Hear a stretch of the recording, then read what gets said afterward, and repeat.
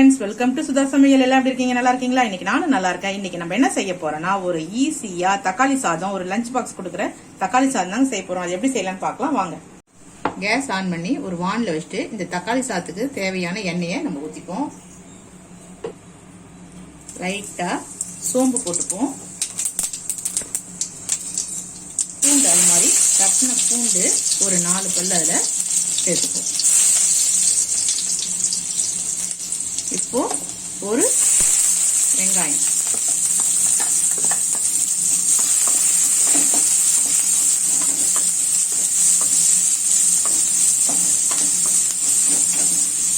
நல்லா வெங்காயம் நல்லா வதங்கட்டும் பச்சை மிளகாய் ஒரு 2 காரத்துக்கு ஏற்ற மாதிரி பச்சை மிளகாய் நல்லா இந்த தக்காளி சாதம் லஞ்ச் பாக்ஸுக்கு சூப்பரா இருக்கும்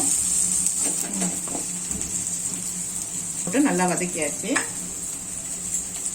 இப்போ கொஞ்சம் கரம் மசாலா தூள் ஒரு வாசனைக்கு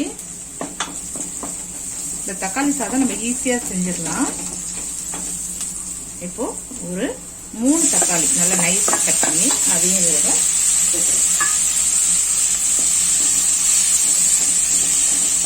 தக்காளி சீக்கிரம் வதங்குறதுக்கு கொஞ்சம் கல் உப்பு தக்காளி இப்ப நல்லா வதங்கட்டும் மஞ்சத்தூள் போட்டுக்கலாம்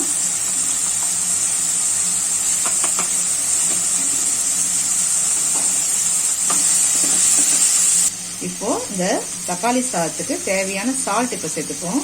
பத்தலைன்னா நம்ம கிளறப்ப கூட பார்த்துட்டு நம்ம சால்ட் சேர்த்துக்கலாம் இப்ப தக்காளி நல்லா ஜூஸியா வதங்கணும் நல்லா இந்த எண்ணெயிலேயே வதங்கணும் தண்ணி இனி நம்ம தெளிச்சிடக்கூடாது இப்போ இந்த தக்காளி சாதம் வீணா போகாம இருக்கிறதுக்கு கொஞ்ச நேரம் வச்சு சாப்பிடணும்னா லைட்டா ஒரு அரை லெமன் அதில் புளிஞ்சு விடுங்க உங்களுக்கு வேணும்னா புளிஞ்சு விடுங்க இல்லைன்னா விட்டுறலாம் கொஞ்சம் ஒரு 2 மணி நேரம் 3 மணி நேரம் மத்தியானம் வச்சு சாப்பிடணும் அப்படின்னா அரை லெமன் புளிஞ்சு விட்டீங்கன்னா தக்காளி சாதம் வீணா போகாது நல்லா இருக்கும் கொஞ்சம் கருவேப்பிலை கொத்தமல்லி அதையும் போட்டு நல்லா ஒரு வதக்கிட்டு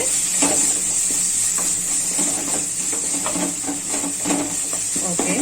நமக்கு தக்காளி ரெடியாயிடுச்சு தக்காளி சாதத்துக்கான எசன்ஸ் ரெடியாயிடுச்சு இப்போ கேஸ் ஆஃப் பண்ணிட்டு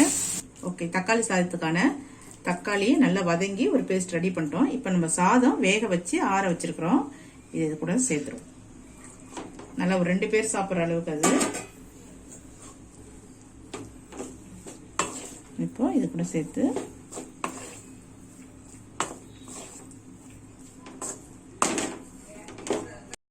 நமக்கு இப்போ ஒரு சூப்பரா